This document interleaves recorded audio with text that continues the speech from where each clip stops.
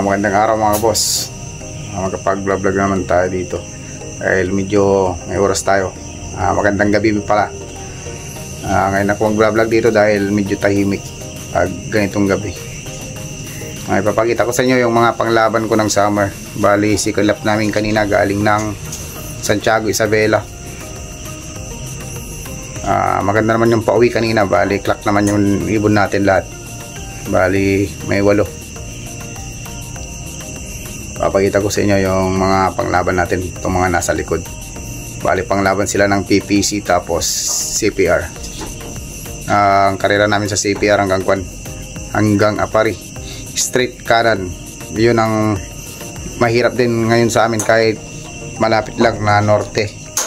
Nasa 300 plus pero puro bundok, tapos hindi maganda yung panahon minsan, sobrang init.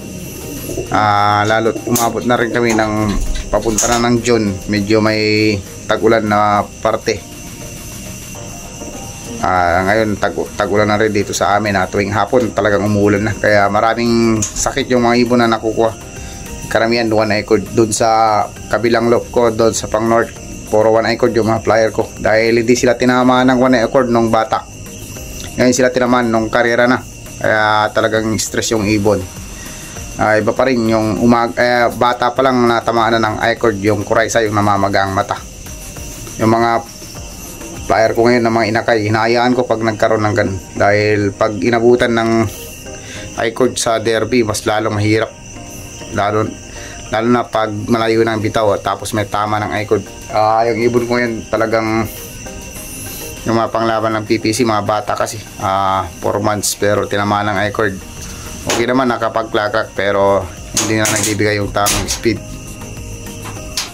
dahil kaliwat kanan yung namamagang mata nila, nagkakanana, naging kurayza. Pero pagaling na din dahil ginagamot natin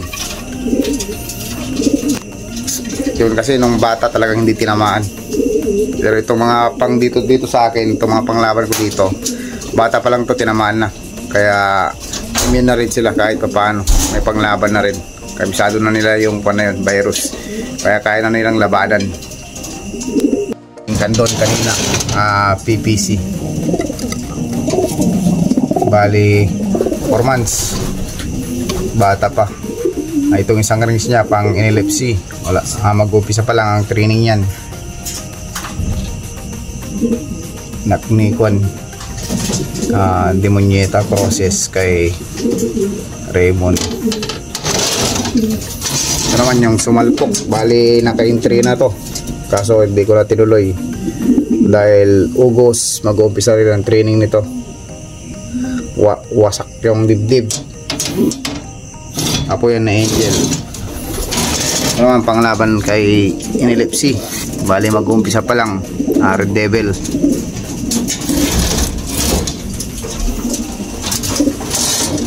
Ito naman kapatid ni Angel sa tatay, anak ni Goku, bali pinaparis ko pa lang. Ito pala yung mga droppings nila.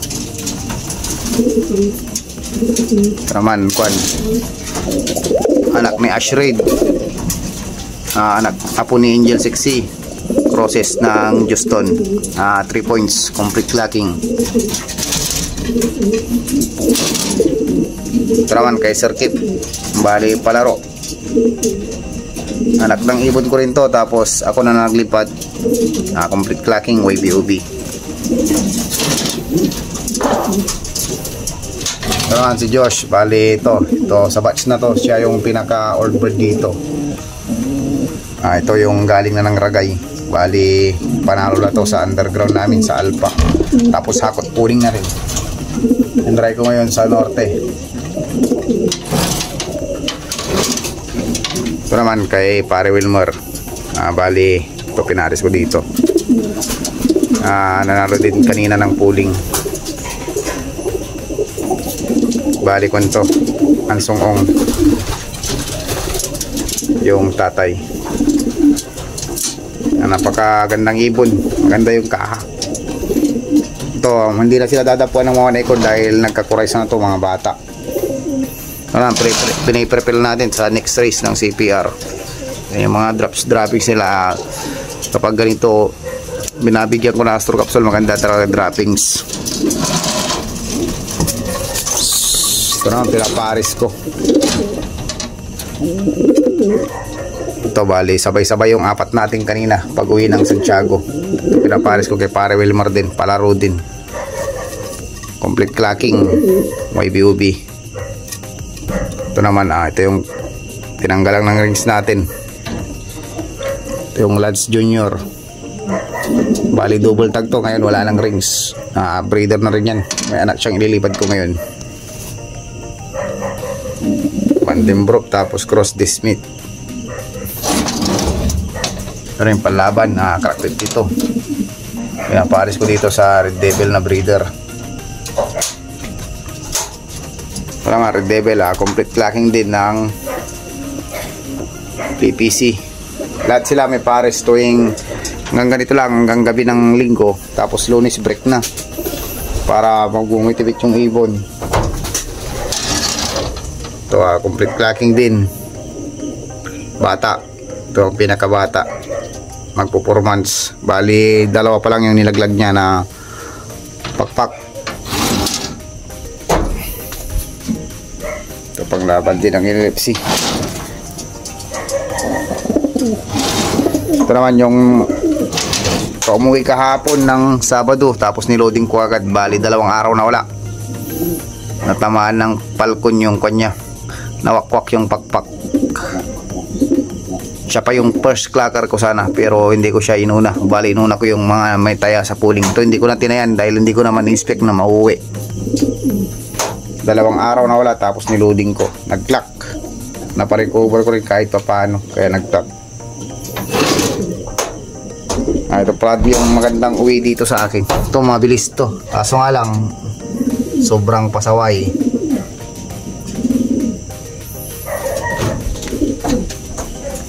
Mga nagtatanong mga boss kung anong ginagamit kong gamot pag recover.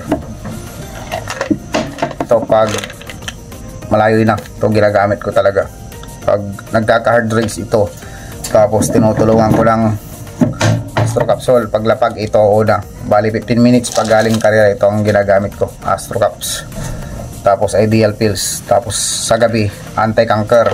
Bali nagpla-flashing na ako kagad ng anti-canker. Tapos Lunes, yun.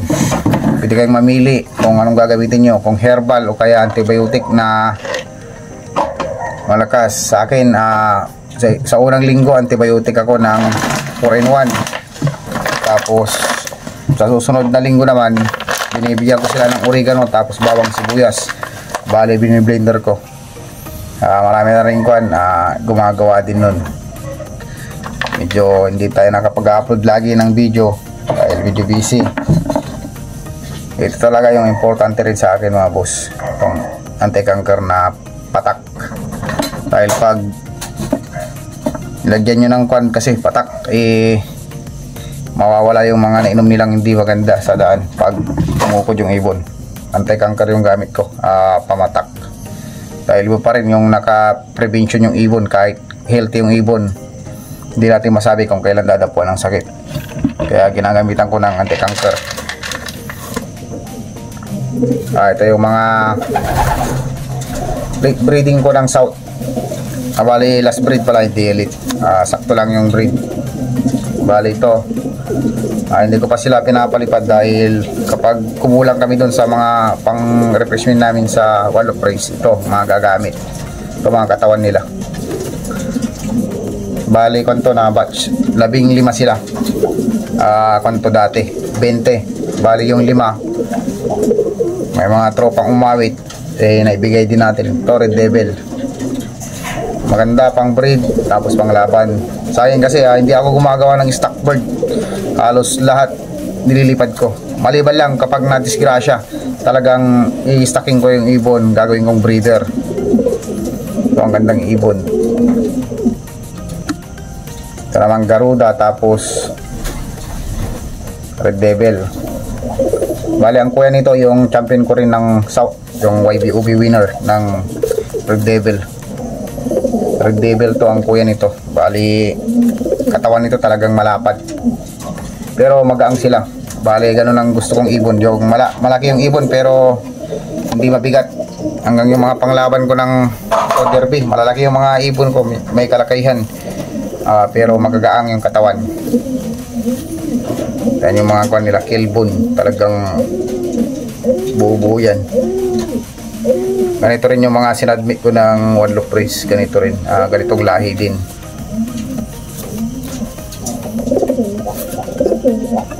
Ito naman kwan, anak ni Angel 6, nakakross kay Paul George, yung champion natin ng North and South, tapos kinross natin dito.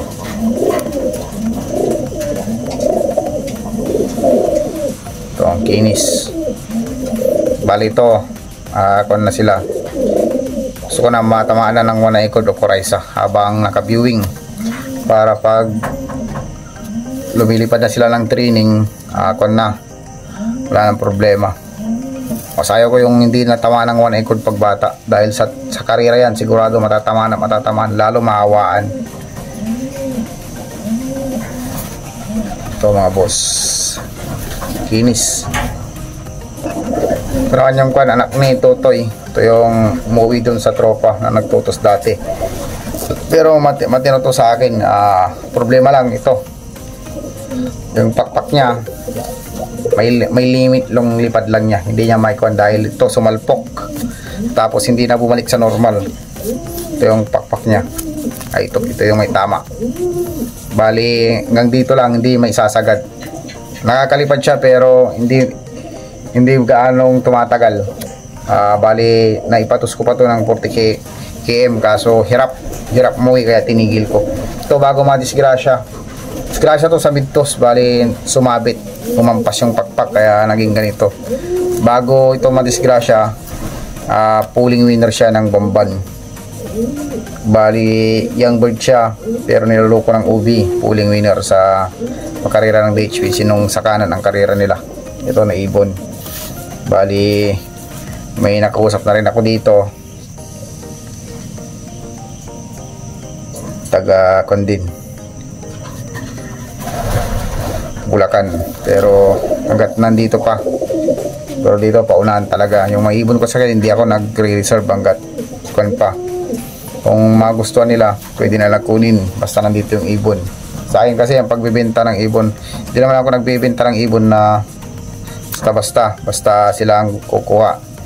Yung mga sabi na bibili sa akin, lahat ng ibon ko ipanglaban. Tulad nito, panglaban ito. Kung ilalaban ko rin, madidihado lang dahil may tama yung pakpak, pero nakakalipad to. Bali yung mga inakay, kung alin yung matitira, tulad ng mga panglaban ko ngayon, marami akong ginawa dito itong pang summer, pero ito lang yung tira. Bali wala naman nawawala sa akin kung hindi nadidisgrasya, napapalkon. Halos lahat ng ibon ko dumadaan sa disgrasya rin, kukunti yung nagtatapos na hindi na disgrasya. Dito kasi sa amin na may mga kapalkon din tapos sumasalpok. Ito solid to na ibon, kak, anak siya ni Totoy, yung hakot pulling ko ng South and North.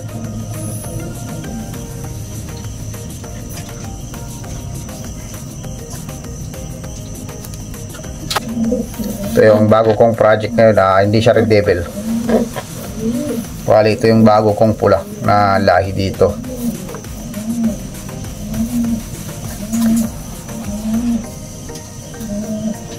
Bali ito Florison ang tatay, naka-cross sa Vandenbroek crosses sa Crackpit dito. Pero ang lula nito si Angel 6, kinross namin sa Florison. Ito babae, panglaban ng CPR. Bari unang subok sa nanay nito, tapos tatay na inimpyos.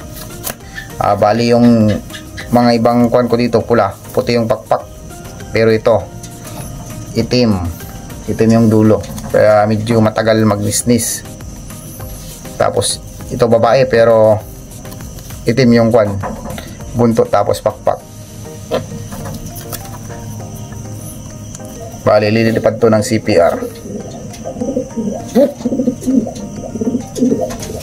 Ito yung mga ibon ko, hindi naman sa yung mga pupunta dito nagtatanong kung ba't magagaang pero malalapad. Sa akin kasi sa pagpili ng breeder dati na ginagamit ko din sila, Tapos yung patoka, number 1 yung patoka sa akin na yung pang inakay 4 plus para maganda yung develop ng buto. Ito pwede nang ikarera, early maturing dahil bata pa, dalawa na lang yung lulugunin niya. Balikan pa lang to, magpa 5 months, pero mabilis sa pakpak, pero sa balahibo hindi pa tapos. Ang ganda lang mga boss, yung mga gustong may tatanungin sa akin o iba't ibang pag-aalaga ng ibon, mag-PM lang kayo sa akin mga boss, hanggat may oras kaya ko kayong replyan ko kayo. Maraming salamat. Yung mga dating subscriber ko dito, call lang kayo, steady lang mga boss, dahil mag-upload na rin tayo lagi. Ngayon medyo busy lang. Yun na nga mga boss, magandang araw, happy flying mga boss. Kevin Lorito Dimisa, kaibigan nating seaman. Tapos kay Captain Mark Dison, maraming salamat sir. Shoutout din kay Chief Engineer Brian Balintag. Shoutout din sa dalawang tropang pulis na laging nakasubaybay, Sir Kevin Peralta, tapos Sir Garrick. Shoutout sa inyo mga sir, lagi kayong mag-ingat sa duty. Tapos yung mga tropang Pampanga, shoutout sa inyo mga boss, hindi ko na kayo may isa-isa dahil sa karamihan. Tapos sa tropang Naybetsia, tapos Bulacan, lagi kayong mag-ingat mga boss. Tapos kay Sir Erwin, sa ibang bansa rin, from Iloilo, lagi kayong mag-ingat mga boss, lalong lalo mga nasa ibang bansa. Salamat sa laging pagsuporta mga boss.